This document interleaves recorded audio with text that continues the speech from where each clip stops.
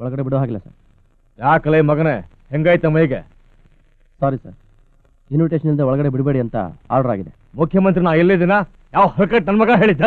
ಹಾಲಿ ಮುಖ್ಯಮಂತ್ರಿಗಳು. ಮುಖ್ಯಮಂತ್ರಿ ದೇಶಪಾಂಡೆ ಅವರಿಗೆ, ಮುಖ್ಯಮಂತ್ರಿ ದೇಶಪಾಂಡೆ ಅವರಿಗೆ, ಮುಖ್ಯಮಂತ್ರಿ ದೇಶಪಾಂಡೆ ಅವರಿಗೆ, ಮುಖ್ಯಮಂತ್ರಿ ದೇಶಪಾಂಡೆ ಅವರಿಗೆ, ಮುಖ್ಯಮಂತ್ರಿ.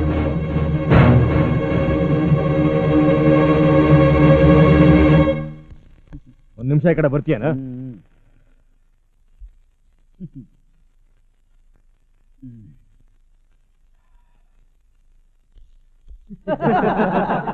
ಏನಿದೆ ಹಕೀಕತ್? ಹಕೀಕತ್ತಲ್ವೋ, ನೀ ಕೊಟ್ಟ ಕಾಸಿನ ಕಿಮ್ಮತ್ತು ರಾಜಕೀಯದ ಕಸರತ್ತು.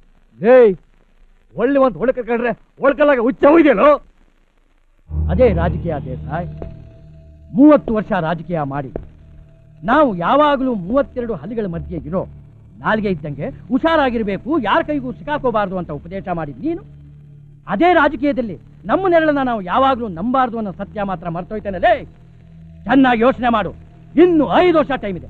ಹೆತ್ತಾಕಿ ನಾಡೆ ಬಿಟ್ಟು ಹಟ್ಟಿಸಿ ಮಗ ಇದ್ದೀನಿ. ನೀನೇನ್ ಸಾಚನ? ದೇವರಂತ ಮನುಷ್ಯ ಅಲ್ಲಾರಕ್ಕನ್ನ ಕೊಲ್ಸಿತಾನೆ, ನೀನು ಮುಖ್ಯಮಂತ್ರಿ ಆಗಿದ್ದು. ಇದು ಅಂಥದ್ದೇ ಆಟ ಅಂತ ತಿಳ್ಕೊ. ನಾನು ಮುಖ್ಯಮಂತ್ರಿ ಆಗೋದಕ್ಕೆ ನಿನ್ನ ನಾನು ಸಾಯಿಸ್ಲಿಲ್ವೋ, ಅದಕ್ಕೆ ಸಂತೋಷ ಪಡು. ಬಂದ್ರಪ್ಪ.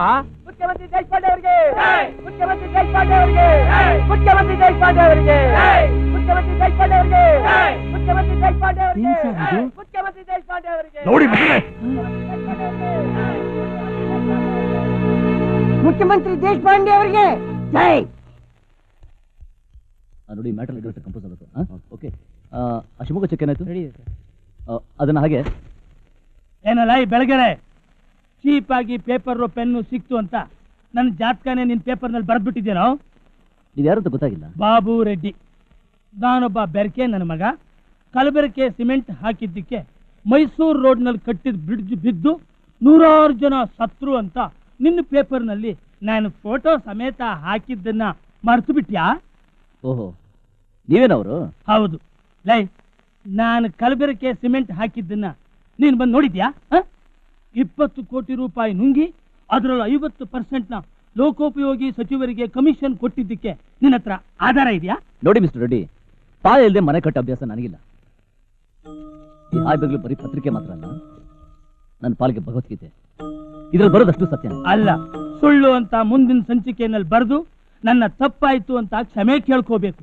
ಇಲ್ಲ ಅಂದ್ರೆ ಏನ್ ಮಾಡ್ತೀರಾ? ಏನ್ ಮಾಡ್ತೀನ? ದ್ರೋಣಾಚಾರ್ಯ ಏಕಲವ್ಯನ ಕಿರು ಬೆರಳನ್ನ ಕೇಳಿ ತಕೊಂಡು ಹೋದ.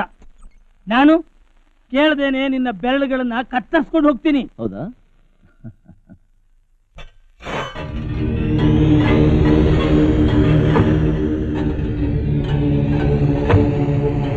ನನ್ನ ಹತ್ರ ಇವೆರಡೂ ಇದೆ, ಆದ್ರೆ ನಾನು ಇಷ್ಟಪಡೋದು ಇದನ್ನು.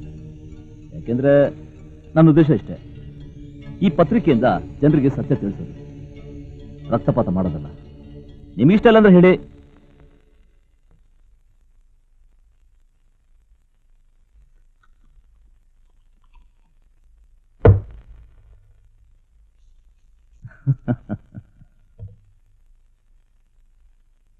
ಮಾನ್ಯ ಪತ್ರಕರ್ತರೆ, ನಾನು ಮುಖ್ಯಮಂತ್ರಿಯಾದ ಈ ಸಂದರ್ಭದಲ್ಲಿ ನಾಡಿನ ಜನತೆಗೆ ಯಾವುದೇ ರೀತಿಯಾದ ಆಶ್ವಾಸನೆ ಕೊಡೋದಕ್ಕೆ ನಾನು ಇಷ್ಟಪಡೋದಿಲ್ಲ.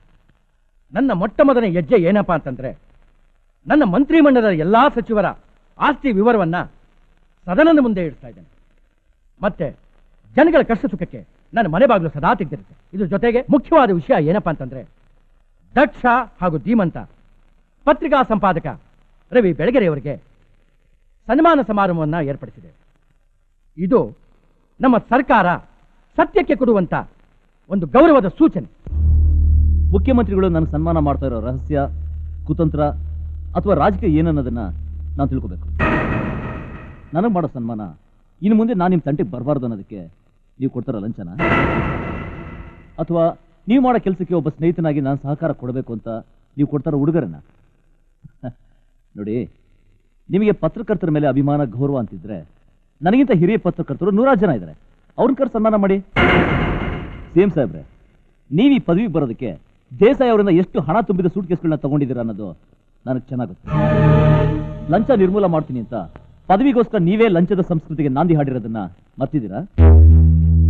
ಇದಿಷ್ಟು ನಾಳೆ ಪ್ರಿಂಟ್ ಆಗ್ತಾ ಇದೆ, ಜ್ಞಾಪಕ ಇರಲಿ. ಈಗ ಯೋಚನೆ ಮಾಡಿ, ನನಗೆ ಸನ್ಮಾನ ಮಾಡ್ತೀರಾ ಇಲ್ಲ ಅವಮಾನ ಮಾಡ್ತೀರಾ? Tomorrow is my headline and that's your deadline.